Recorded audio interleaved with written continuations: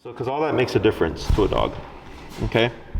So, elevator reactivity, usually because it's such a tight quarter. Right. And how big is your elevator? The freight elevator is fairly large.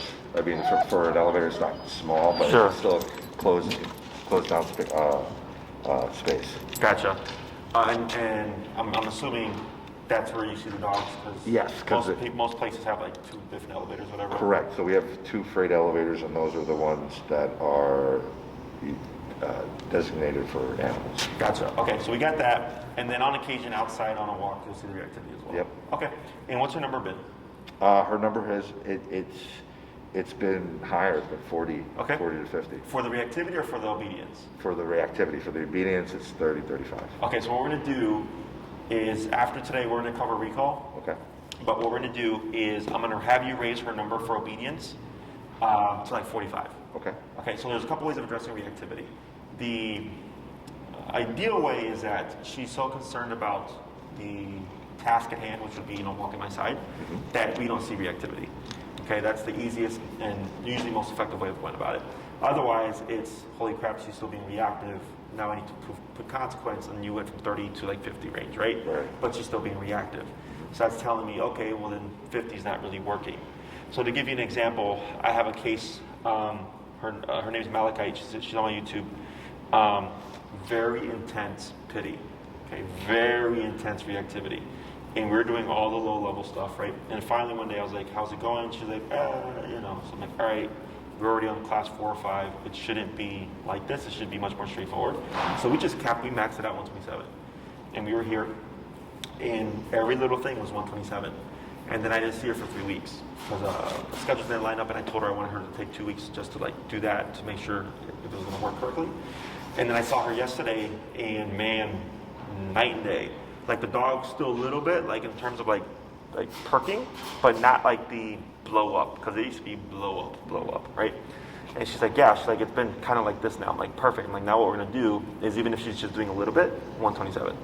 Every tiny little thing is 127, right? Okay. But it made a huge, I'm not saying to do that here, but I'm giving you an idea of like the approach, right? So the first thing we did was we raised the number for the obedience. How does this work for the dog? Sometimes it works really well. We don't see the reactivity, perfect.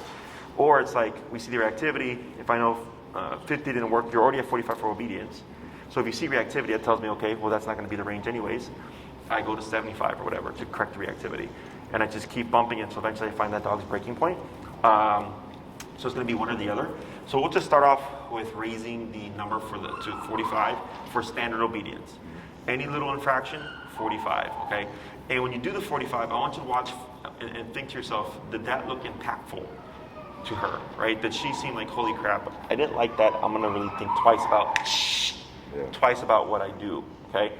And you'll see it, right? Because if like, let's say she doesn't sit for when you stop and you do the tap and she's like this, that's not impactful. Right. Okay, it's boom. You'll see it, and it's like, okay, that really got in her head, and that's where it should prevent reactivity from even rearing its head. Okay? With her, like I've seen, like when she's like calm and it's just me and her, and I'll hit 50, instant reaction, like whoa. But like when she's reactive and it's 50, it's like nothing. Yeah. Because she's adrenalized. Right. It's like being in a fight. You get in a fight, you get punched, you don't feel it, and then afterwards you're like, oh crap, right? Very true. Yeah. So that's how it is for dogs as well, and dogs already have a higher threshold for discomfort as it is. Today, like when I went to the elevator to come out, there was a dog. Like I can immediately sense that she was getting aggressive towards, and I already had it at 50, and I hit it, and she instantly was like. She growled a little bit. I hit it again, and then she was calm. She was calm the rest of the ride. Gotcha. Yeah. So it's just reading that situation, and ideally it's nuanced. Like we go according to the dog, but I mean I've been doing this for 10 years. That I'll see it within seconds of where I need to go. Whereas for you, you're trying to learn where you need to go. Right. So it's easier for the owner to just go up higher because you're not gonna kill her. You're not going to psychologically harm her. She already has some kind of tension with dogs already, so it's not going to, it's already there, so you're not doing anything with that in terms of making it worse. So what I would do is just 45 for standard obedience stuff, and then when it comes to reactivity, 75. So when you get on that elevator, I'd actually already just be 75. Don't even worry about like oh, but what if she doesn't need that much power? She's 75, okay? Because then she's just not going to want to gamble it. Right. Okay? Anything else? No? Alrighty. Any other questions? No. Nope. Okay. So we'll do that, and then when you're working on her reactivity, look for any patterns, like you said, on the elevator is a tough one. Huskies, whatever, all that stuff does make a difference because it allows you to be a step ahead. Where if you see someone walking their husky and they're coming towards you, I would say it's safe to assume like she's probably going to become reactive, right? So you can already just prep your number. And then the elevator, the reason why I said that makes sense is because it's tighter quarters. Even though it's a freight elevator, for a dog, it's a very enclosed space. So I get plenty of clients who say their dogs are great outside, but when they try to walk down the hallway and there's like a neighbor with their dog, like it's really hard. I was like, yeah, because it's a very tight quarter. Okay, so all that stuff, nothing out of the ordinary. So what we're going to do here is we're going to put on a long leash. And do you happen to have one for yourself? I got one. You got one? Okay, cool. All right, so we got this. And we're going to replace that pink leash as well because it's going to be dragging. Okay. And it'll pick up all the fur on the floor, despite the fact that we sweep and mop. Okay. Oh, you're all excited, huh? Yeah? There we go. Yeah, and this is a much better color. So I'm going to give you, well actually, go ahead and hold this short leash here. There you go. And I'm going to go over how we use the long leash.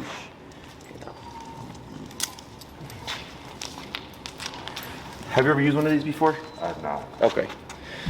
So it's pretty simple stuff. So I'm going to just show you a couple of things. One is when you hold your leash here, the handle, you want to loop that over your right thumb. That's where you hold your remote, correct? Yeah. Okay. So you're going to have that over your right thumb. And you're going to have your remote here as well. Okay. Okay. So you have your remote, and you're going to be pressing the button stuff, and you're going to have the long leash draped over your left hand like this. Okay. So when we're doing this exercise, when Sweetie's moving towards you, you're going to want to take up the slack. And what I do is I use these 3 fingers to just grab it and throw it down like that. Okay, it makes it very quick, very easy. You don't have to worry about like trying to collect it because that just gets super messy. So the reason for having this here is in case Sweetie decides to like take off, she's not going to get anywhere. Okay, That's the long leash you're going to have in the right hand? Correct. Yeah. So we're going to end up switching leashes. Okay. So you'd have this, you'd have your remote. So if Sweetie decided to take off, because this is draped over your thumb, it's going to lock it. Okay. So she can't get away. When you have this over your left hand, once you've come to a stop and Sweetie has arrived, you don't want to just hold it like this. That's what most people do. Okay. If she decided to take off and you try to hold it, it's going to burn right through your hand. Okay, you're going to get rope burn. So what I do is once I've reeled in all my leash and I've decided, okay, I'm good, I go over my pointer finger and I just clamp on it like this. Okay. Okay. So you're wrapping it around your pointer finger, and this actually does what this does, is it acts like a lock. Okay. So if I've come to a stop and I've got this here, and she takes off, this is okay because it's not going to rip through my hand. Okay, it might jolt you a little bit, but it's not going to rip through. It's not going to rope burn. Otherwise, if you're not ready, I suggest that you throw this as long as she's not running to anything dangerous, because you have this security over here. Okay, so it's a little bit coordination heavy, but once you get the hang of it, it's pretty simple. So what we would end up doing in the beginning is, if you look at her collar here, see how I got a little bit of tension on her neck right there, right? Is right there I can tell she feels the tension. Is you're going to be at the end of your leash, you're going to put some tension on her, and you're going to start tapping. And the moment you see Sweetie start moving towards you, you're going to stop tapping, and you're going to be reeling in that leash. Okay. Once she arrives to you, you'll go ahead and lock it here, and just wait. Don't worry about getting all the leash. Okay, you're going to have some slack. That's perfectly fine. The reason why we reel it in is because if you just tapped and moved backwards and stayed like this, she has 30 feet of slack to run around. Okay, so by shortening it, you're just making it a bit easier for her and for you to pick up on what she's supposed to do, which is to return. Okay, so we got this, tapping, moving back. When you're doing the tapping and Sweetie starts to move towards you, you want to start moving backwards. Okay, you're going to be doing this as you reel in that leash. The reason for the movement back is to give Sweetie something to attach to. So most of the time when people call their dogs and they complain like my dog doesn't come back, They'll say, I'm at the park and I call my dog, and they'll look at me, but then they go back to playing with other dogs. And I go, were you standing still? And they go, yes.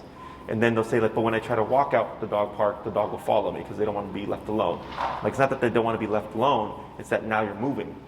So when you're moving, you give the dog something to attach to.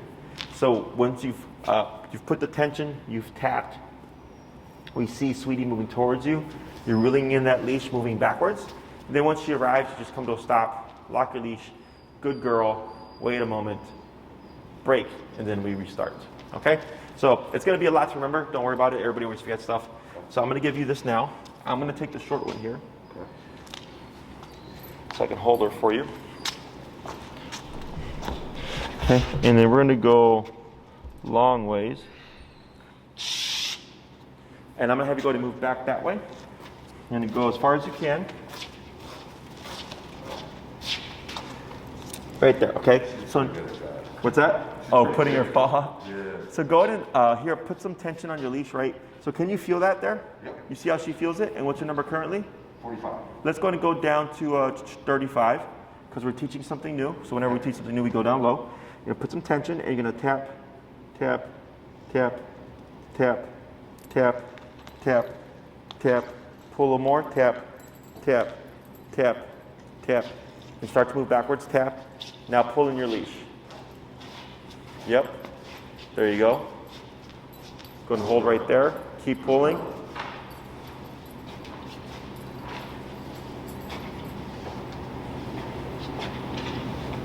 She's not the most motivated. Almost. Tap. There she goes. A little bit closer. That's fine for now. Go ahead and praise. Good. So we're going to make some tweaks here because that was super slow. Let's go to that 45 that you had it at. Because 35 just wasn't cutting it. Break. Come on.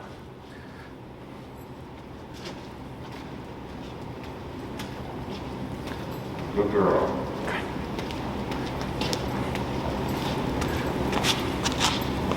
There we go. Good right there.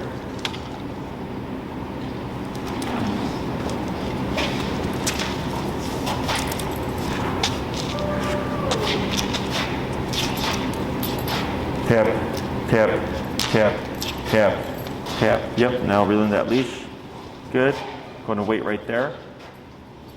That's a little bit better. Good. Good. We're going to repeat that 3 more times. You're at 45? Let's go 55. You want a bit more speed. Break.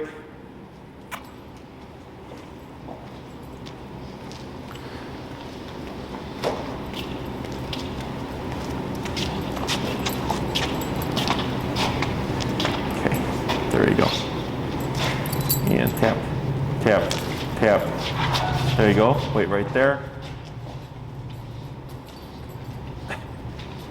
Good. Nice.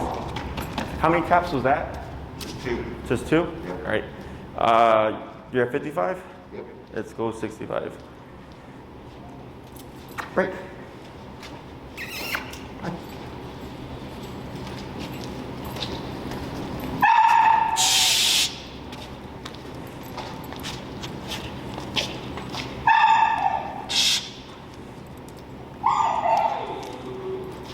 There we go. That's better. And wait right there.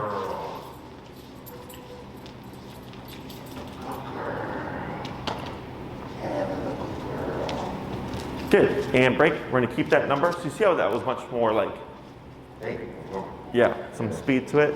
And this actually gives me a little bit of insight on her, because if we apply that to her just standard obedience, right, and her reactivity, if you're at 65, before she starts to take things serious here, right?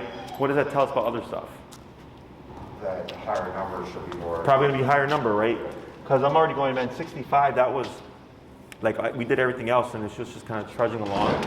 And as soon as you hit 65, she's like, okay, I'm coming. Yep. Is that I'm thinking, okay, well, if we bumped her standard number to 45, it actually might be higher than we think it is. We're gonna see how it does for the week, but just something to keep in mind, okay? Okay. Tap. There you go. Good girl. Good.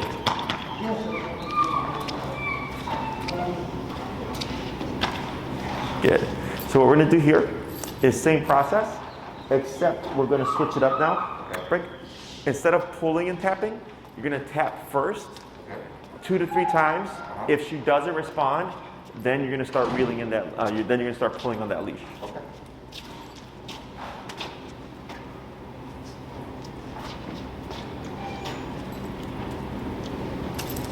Tap, tap, tap. Now back, tap. There she goes. Good, right there. And hold. Good girl. Good girl.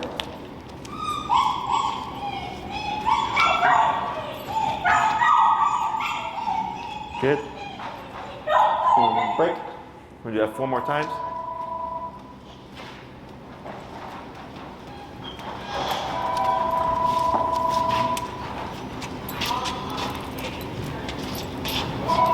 Did you get that?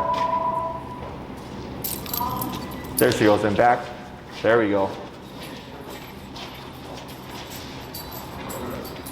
Good girl.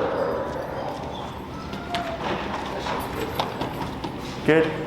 That was better. That was like 1 or 2 taps, and right away she started going. Break. Break, break.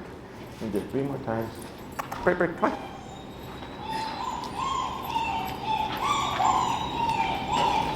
Shh.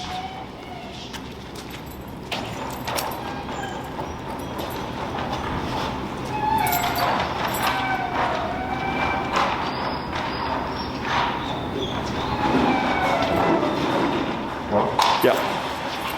There she goes. Good.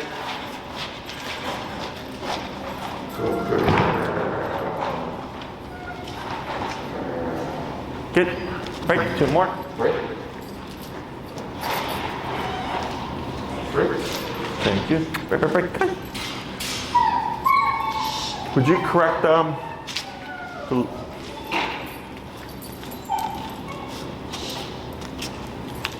Okay, we're gonna wait for a moment, let her settle.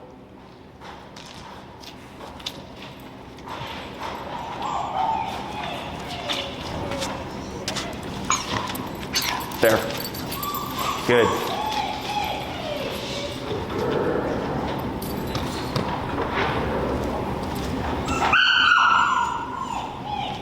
Good. We're gonna do 1 more. Break.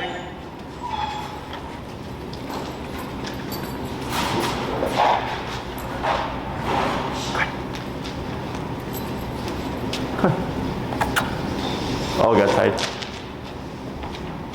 There she goes. Come on.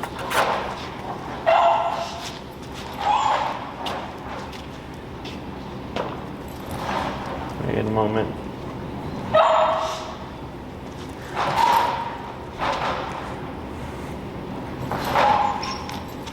There. Good.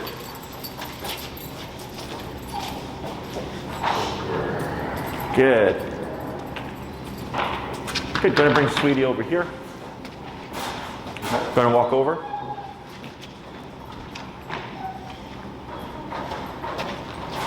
Good. So here, what we're doing is setting the foundation for the recall. Okay. So a dog's first instinct typically is to run away. So that's why here we're doing we did the leash pressure and the remoting to direct her towards us. Okay. This is not realistic. How we're practicing. Okay, this is just setting the foundation. It's repetition, trying to ingrain it into their minds so that she knows what to do. In the real world, correct, right? But then you also apply it in the real world, right? Like practicing wise. So here, setting the foundation, making or teaching her how to recognize the concept of recall. Moving backwards, the tapping and all that stuff, because most dogs want to move away. Okay, so here. In the beginning, we start with that leash tension to direct her, okay? Because I don't know if you saw, but a couple of times she was like kind of moving backwards. So we need that leash pull with the tapping to get her to move towards you, okay? Once we got that down a few times, then we went towards tapping alone. And in the beginning, she kind of moved backwards and was doing this, and eventually she's like, okay, this isn't working. Then she moved forwards, okay? So that's the whole purpose of the long leash. We're going to layer a word over this, which is the come command, but I want to make sure that it's the remote itself that's getting her to return. Okay, so like let's say you said "Sweetie, come," and she ran to you, like, oh, that'd be great, but we don't get a chance to use the remote. Okay, so here I remove all the words. It's strictly remoting to make her return, and then we start building it up. Okay, so in terms of practicing this realistically, we have there's two ways. There's working with someone who can help you, like I'm doing now, and then there's doing so, but you're using the environment. Does she have any prey drive? Squirrels, prey drive, squirrels? Okay, cool. So let's say you go like over to like, where are you located? I'm located like Belmont Commercial Drive. Oh yeah, right there on the lakefront. Yeah. There's like, if you're in Belmont, so just south, there's that diversity course. Yeah. Yeah, the golf course. So right there, I used to go with clients a lot. There's a lot of squirrels there. Yeah. Okay. So like, I would go with Sweetie. We'd walk there, put her on the long leash, tell her break, and then give her freedom. And I would hold on to the end of the long leash. Okay. So she can be free to be a dog. Okay. Let's say this column here is a tree with a squirrel. I tell her break, let her go, and then I sneak back as far as I can, and I just let her be a dog. Okay, so she's barking, chasing, whatever, having a good time. And then once I'm ready, oh, it's been 5 minutes, Sweetie, come, tap, tap, tap, pulling to bring her to you. So you're calling her while she's actively engaged with the squirrel, right? She's really distracted. She's in the middle of an activity, and she has to disengage from the activity and run back to you, okay? So that's realistic. Typically, when people call their dogs, the dog is running away from them, chasing something, or running towards something they shouldn't, okay? So here, when you use the squirrel, you can do it at different points. You can call or recall when she's already there, and she's been there for a while. You can call her as she's on the way there, so before she even gets to the tree, Sweetie, come. Or you can call her just as she gets there, okay? So I vary where I place that recall command, because if you always call her at a certain point, she will pick up on that pattern. She will learn, Dad always calls me 30 seconds in, exactly, and she's gonna start turning around and running to you prematurely, okay? And we want her to wait for that verbal come cue, okay? Now, if you're practicing solo, the drawback is dogs tend to get paranoid, okay? Where they won't leave your side. So then when you're, who is that? A lot of puppies today. If you work solo and you're always practicing by yourself and you practice too much, she won't want to leave you. Okay, so it's balancing the freedom of, yes, you can be out and free and stuff, but then also having the control, right? Because if you drill it too much, she's not going to want to leave you, which then doesn't allow you to work with her to... Would it like go into like a dog beach where she's like interacting with the dogs, and then would that work as well? You can. The only thing is you have to think about the leash, right? Because if you're at the dog beach and there's like 10 other dogs there getting tangled up. So what I do in the beginning is, when you don't have a 100% proof recall, is I avoid it, okay? So like, let's say you go to the dog beach, she's running around, and then you need her to come back, but you've not done this enough to know like she's gonna do it for sure. Because if you call her at the dog beach and you get her attention and you even try to remote her, and she's like, nah, I don't wanna do it, and she goes off the other way, she's just learned she doesn't have to do it. So then she becomes a gambler. So what I do is I always limit when I call the dogs the times that I know I can make them return, because that's how they learn. She just thinks, every time you call me, 100% of the time, I have to come back. Okay, so she's not going to think that there's another option. Exactly. So if you're at the dog beach and you want her to come back, instead what I do is I just go. I don't even call the dog. I just go, grab them, leash them up, and then leave. So you avoid it, okay? Because she only knows, the only time you create a problem is if you cue it and then you can't make her return and you end up getting her. So she thinks, hey, you called me. One, I didn't have to come back, and two, you did all the work, okay? But if I just go up to her and leash her up and say we're going, she doesn't know. She doesn't know that my intention was to call her, right? So we avoid that whole context. Question? Questions? No. Nope. So I utilize whatever I have. So if she's got a thing for squirrels, just go to the along the lakefront with the long leash, and then just let her be free and walking around. Yeah, so let her run around, be a dog, you know. Look, don't call her every single time. Like, give her some times where like the squirrel gets away and you don't do anything. You just pull her, keep walking, and then she redirects her attention somewhere else. Because if you practice too much, again, she's not going to want to leave you. Okay. So I try to vary the number of times that I call her. So, you know, the first time I might go for 30 minutes, and I might call her one time at the very end.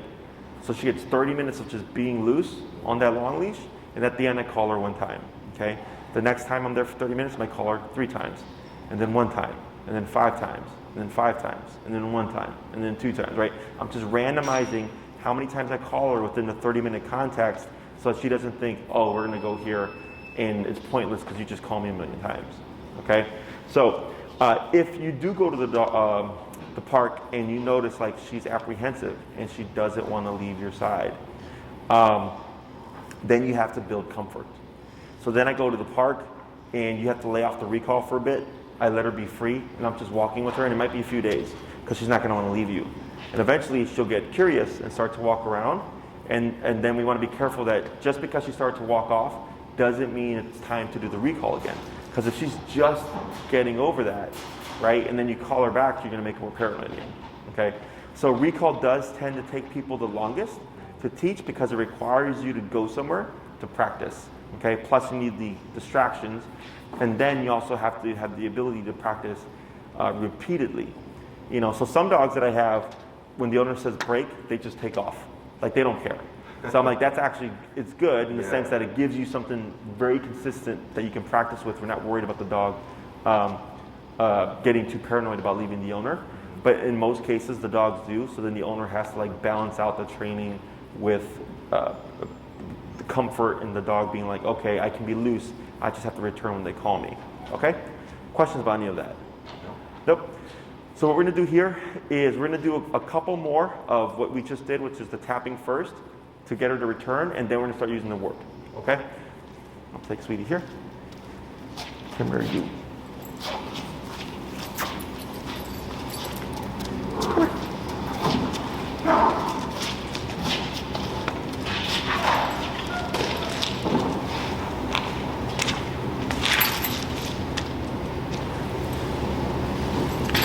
Now back, good, that was a good one. Right there and hold.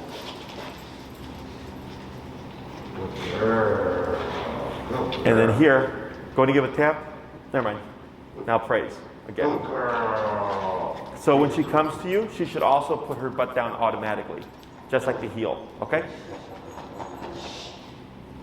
Just 1 tap. Yeah, that was just 1 tap. That was good. Break. Perfect.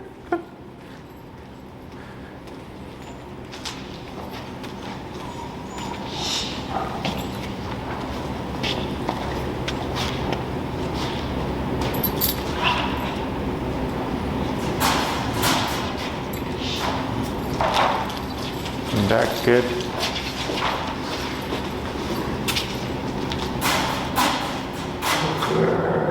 Good.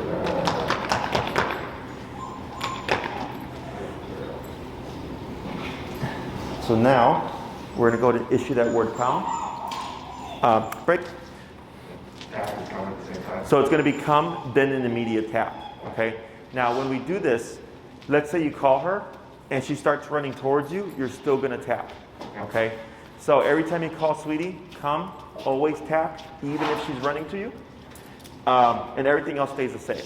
So come and tap and keep tapping? If she's moving to you, just the 1 tap. If she's not moving to you, you continue, okay? Come. There you go, yep. Come.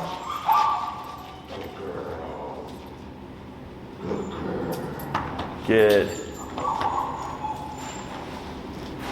And break. Break. Thank you. Break. Come on.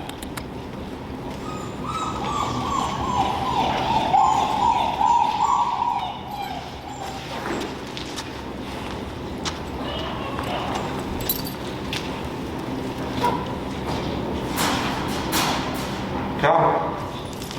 Come. There you go. Good. And wait right there. Good girl. And tap. There you go. Good. And do 3 more. Good girl. Break. Break, break, break.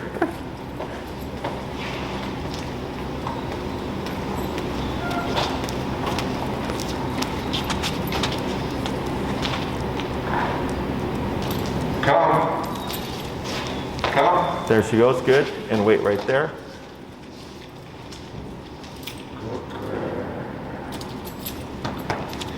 And a girl. We're gonna do 2 more. There you go. Break. Good.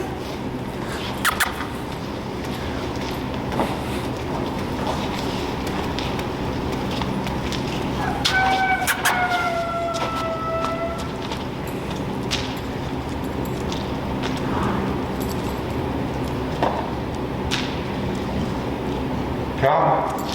Yep. There she goes. Good girl. Good girl. Good. Tip. There it is. Good. Praise. Yeah, the girl. I'll do 1 more. Break.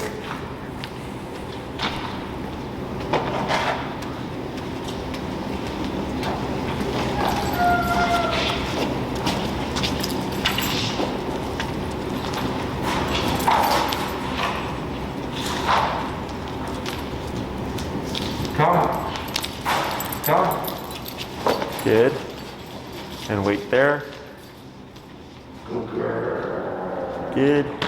And tap for the sit. There we go. And praise. Good. So when we do the come, I just do the 1. And you can throw in the name too if you like Sweetie Come, then tapping. The reason why we're always tapping right now is if I'm Sweetie, right? And she's moving away and you call her and she turns, but you tap too late. What do you think would happen? She wouldn't associate the tap with return. Close, right? So you called her, she responded, and you tapped her after she's already coming towards you.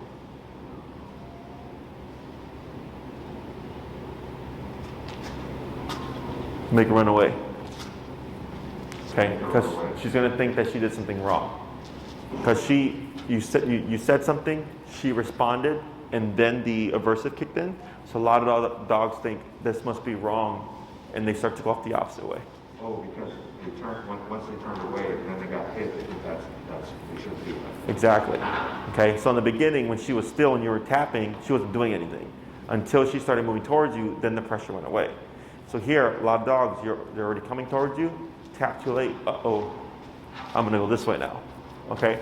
So that's why in the beginning, every time you call Sweetie, it's Sweetie come, tap, okay? Because the more you do that, the more likely you are to come across that situation where you're gonna tap her too late, okay? And we wanna proof that.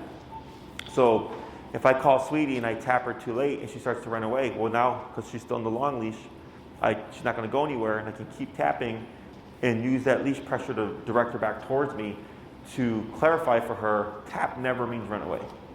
Tap is always going to mean to return, okay? So every single time you practice with her, you call her, you're always going to tap immediately after so that we create that situation so that we can proof everything, okay?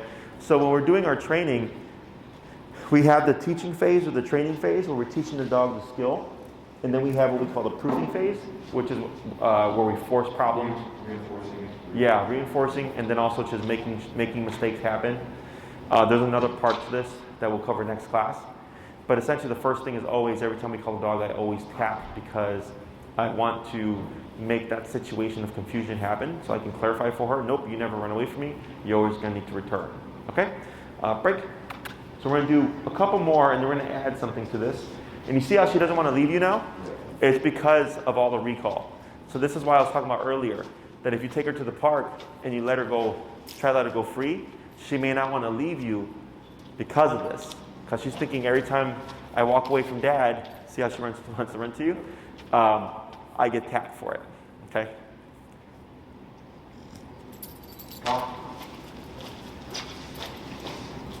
That was no tap. That was no tap? No tap. But remember, what do we want to do? You want to associate it. Yeah, we always want to tap. It happens all the time. I'll tell everybody, like, you want to make sure you always tap. And they're like, oh, the dog didn't no tap. I'm like, no, we got to tap. Always got to tap. Okay? We're going to try it again. Break, break, break, break. Come on.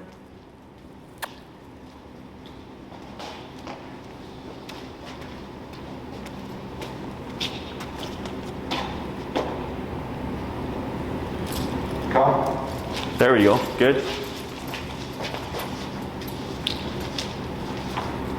Good girl. Good girl. Good, and there we go. Good girl. Good.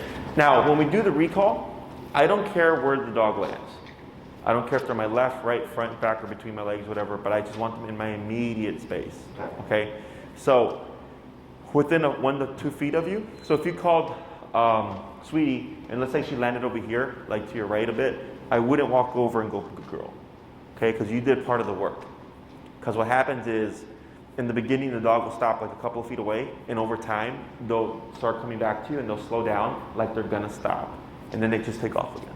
Okay? So we wanna make sure that when we call Sweetie, she's always coming to you 100% of the way, within 1 to 2 feet of that immediate space. Okay? Questions on that? So when she comes back, don't come to her and have her come to me. Correct. And so like, let's say she did stop 2 feet away. What you would do is you would turn to face her, start tapping, and then move backwards. Okay? So you're always going to be facing Sweetie, but moving away from her. Okay? So if you call her, let's say you're at the park, and she decides she's running to you, but then she just bypasses you. You would turn to face her, you would start tapping, but now you're moving this way. Let's say she comes to you, but then she goes that way. You would turn to face her, start remoting, and then move this way, okay? Until she completes 100% of the command, 100%, okay? And you might find, like I've had dogs where they'll fan out, and they run out in a circle as you're pulling on the leash and you're just tapping and you're just like going like this because you're trying to keep facing them. And eventually they lock on, and then you can just keep that straight motion backwards, okay? And this is also why that shortening the leash is important, because if I call her and she overshoots it and I've shortened my leash 15 feet, now she's only going to go 15 feet that way. So it's easier to correct her because there's not as much slack. Does that make sense? Yep. So that's why I like shortening the leash. You don't have to shorten it all the way.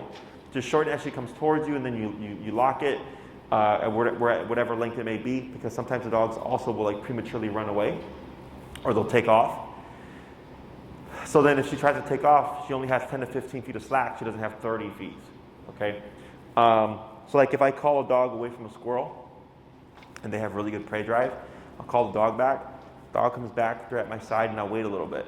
Because a lot of times when I've called them after chasing the squirrel, they're still engaged, that they're gonna wanna break position to charge back to chase the squirrel again, okay? So this way, if I wait a little bit and they take off, I don't say come again, I just start tapping and pulling and moving backwards to get them to return as a correction, okay? So we don't ever repeat the command, I just say it once and then I make it happen, okay? Questions? So what I'm gonna have you do here is go ahead and step to Sweetie's right side like you're in heel position.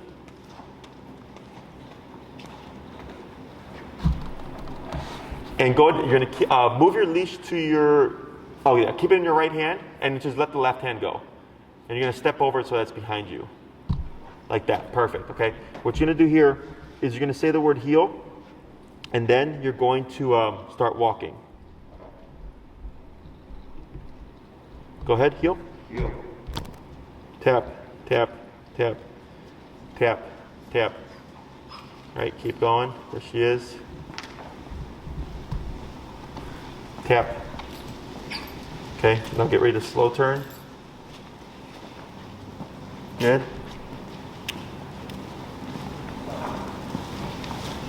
Go and tap forward. There she is. Good. Get ready to do a slow pivot. Good pivot. Yep, tap forward. Tap. Tap. There she goes. A little bit tap, tap, tap.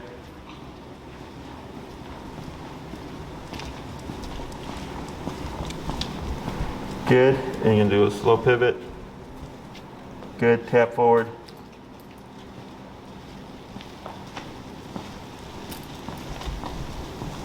And you said outside when you walk with her, she's more so on your side, right? Go and do a left turn. Good. Go and go a little slow for the walk here. And tap, tap, tap.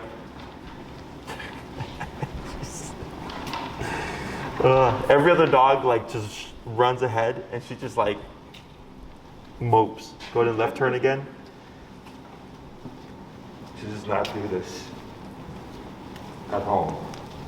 Tap forward. There we go. And you're gonna slow down to a stop.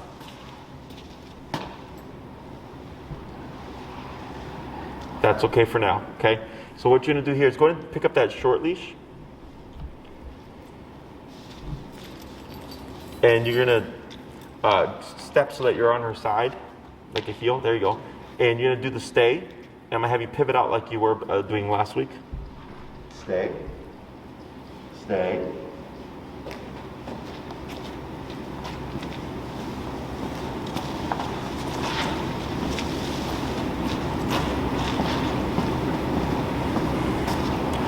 Good. And then when you walk around here, go ahead and praise her. I'm gonna have you step out again. Go ahead and step away from her. Good. And start to come around. And then when you come around, drop the short leash, and then you're gonna pick up the end of your long leash.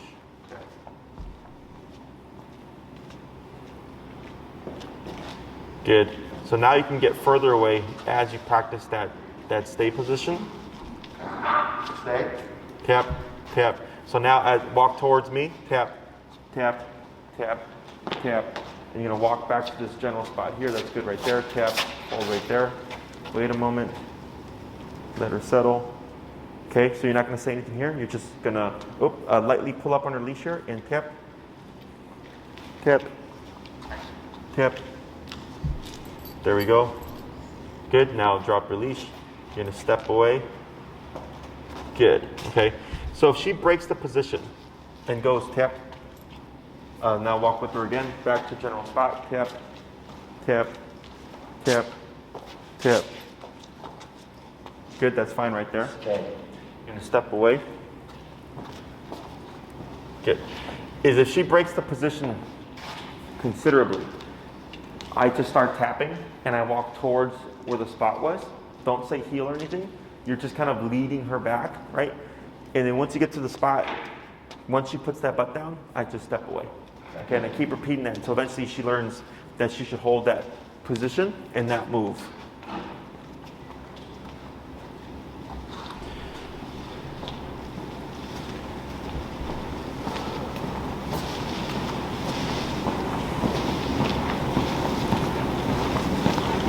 Good.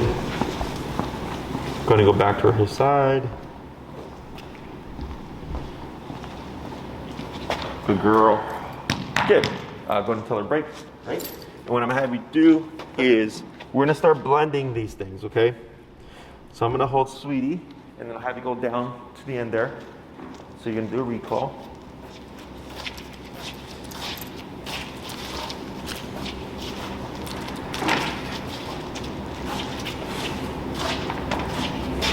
Come. Right, good. Good girl.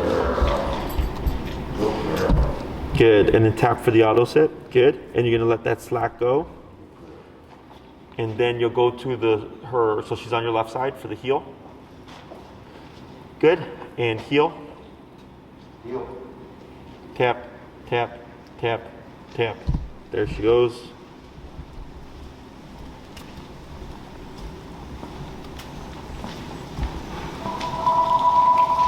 Good, good crossover.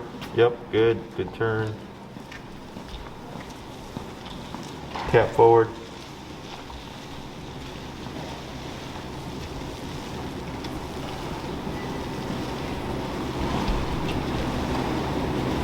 Kid. Tap forward, tap, tap. There she goes. You're gonna slow down here. Going to come to a stop.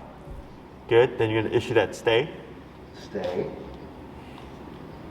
Okay. You're gonna step away.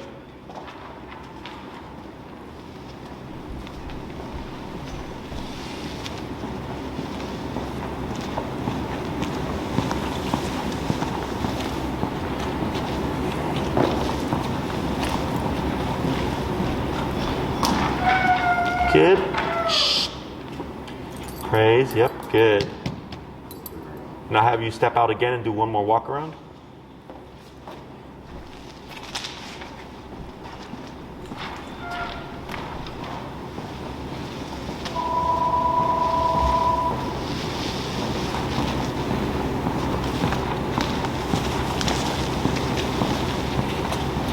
Good, and then back to her side.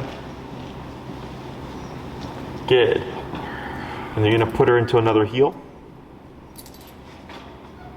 Heel. Tap, tap, tap, tap, tap, tap, tap. Tap, tap, tap, yep. There she goes. Then pivot or crossover, that's good, yep.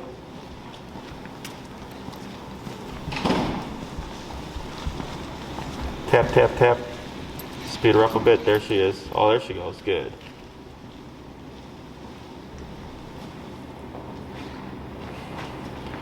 Tap. Good. And slow down. And stop. Good. Okay. So what we're doing here is blending things. So we have 3 commands currently. We have the heel, we have the stay, and we have the recall now. Okay. And now that you have the long leash, you can start practicing to build towards off-leash reliability, okay? So when we did the heel, and it's hard to tell in here because she walks differently in here than she walks outside with you, is the method that we're using, or that we use to teach the heel, is meant to teach off-leash heel, okay, because of the tool that you're using. So here, all we're doing is changing the leash, because now you have a long 30-foot leash, okay? So that means that she has up to 30 feet to try to get away. So at some point when you're walking this way, did you see how she started to curve out? Yep. Like she was going to take off, and you kept tapping, and eventually she went, uh-oh, and she went back to you. That's why we do this stuff, okay? Because for her, if you always practice on the short leash, she'll be perfect when she's got the short leash. It's like a guardrail. Exactly, right? So when we give her that 30-foot leash, or 20-foot, whatever it is that you're using, you're giving her much more possibilities in terms of what she could do in response, okay? And this is what we call proofing, okay? So if you're walking out with her at the park and you have her in a heel and she starts to take off that way because for whatever reason, maybe she got spooked or she's confused, I keep moving and I just start remoting because she's not gonna go anywhere, right? I have her on the long leash, she can't get away, and I just keep moving away from her. Most people's instinct is to move to the dog. They wanna catch or chase the dog, and I go, nope. If you're gonna do this and you're gonna proof it, you have to go the opposite. You have to make the dog return to you. Otherwise, your obedience is not going to be reliable, okay? So here, when you practice with her now, you can start to blend these things together, okay? So it's not just come all the time. You can start to change it up. You can do a come, good girl, into a stay, and then walk away, and then come back and maybe do a heel, or you can do a come, into a heel, into a stay, back into a heel. You're changing how you're applying things so you don't create a pattern, because if you always do come, heel, stay, she's going to learn that. Anticipate it. Yeah. She's not really going to learn anything, okay? Right. So I, as much as possible, like to randomize things, okay?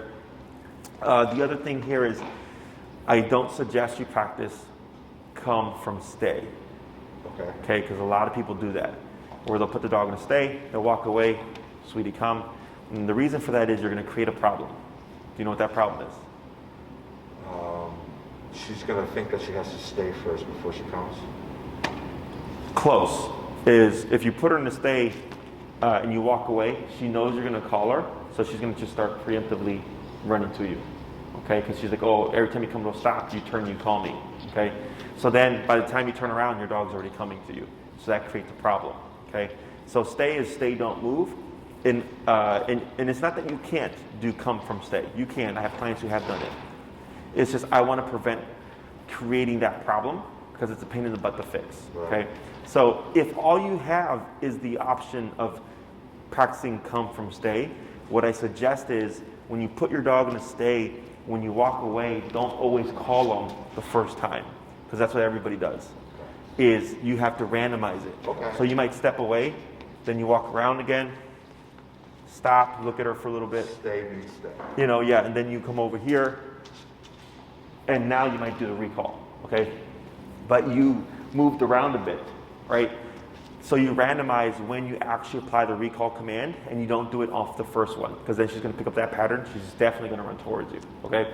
The other thing is when you do the recall, is you want to wait a little bit.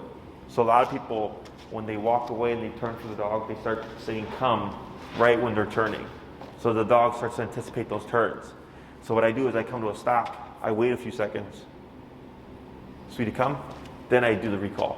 Okay. So you're adding that gap so she doesn't pick up on any visual cues, because she will. I had that happen to a client. She thought her dog was psychic. Literally, she literally said her dog was psychic. And what happened was every time she was turning to call the dog, she would do this. She would dip her shoulder. So every time she was turning to call the dog, she'd go like that and say, "come." So the dog was reading that. But then every other time when she'd walk away, she'd stop. And she would do this, which was all correct. But when she was getting ready to call the dog, she'd always dip her shoulder. So then that's how the dog knew that she was going to call him that one time. Okay? So my suggestion is you don't, but if that's all you have, it's perfectly fine. You just have to change up when you do call her. Okay? Questions? So your homework for this week, I would bump obedience to 45. I actually think it's higher, because right now 65 is the number that made her move. But we're going to see what happens. We're going to go to 45 just for the obedience. And then whenever you go into the elevator, or whenever you're going to come past the dog and you think she might be reactive, I'm going to be at 75, okay? When she becomes reactive, it should be like that one time you said when she started the posture, and when you tapped her, she like stopped, and then she growled, and you tapped her, and she like just relaxed. It should be that quick. It should be boom, boom. It shouldn't be boom, boom, boom, boom, boom, and like all this nonsense. It should be pretty straightforward. Once you hit that appropriate number, it should be an immediate stop to her brain not to advance forward. Okay? Questions? Thank you. All right. So that was pretty good. So then, it's this one, right? Yeah. For the recall, remember not to practice too much, because then you'll make her nervous Nelly. She won't want to leave your side. I'll take those from you, sir. Thank you. Give that to you. Recall, of course, does, again, take the longest to teach. So don't feel like you have to rush it. There's stages to it. So you're going to be on that long leash for a little bit, okay? That's not going to go anywhere anytime soon. So I basically want to have sessions where 20, 30-minute sessions where I'm randomizing, letting her run around, have some freedom, and then recalling her, either and not having not creating patterns. Correct. To where she would think that she could read it. Right. The other thing is, let's say maybe you're too busy one day to like go out to like practice. You can take her on the short leash, and when she's pottying, when she's done pottying, you can do what we call a short leash recall, and you do a sweetie come, and it's only like 5 to 10 feet depending on how far back you go. But you can do a recall like when she's doing her business, and when she's done, calling her at the end, just as a means of like, yeah, just to kind of get more practices in, because you won't always have the space or time to like go to the park and like drill things out for 20-30 minutes. Plus, since you're off the lakefront, once winter hits, it's gonna be very cold, and even if you get her a coat, chances are, at least for my pitty, because my pitty's like twice her size, hates the cold. Yeah.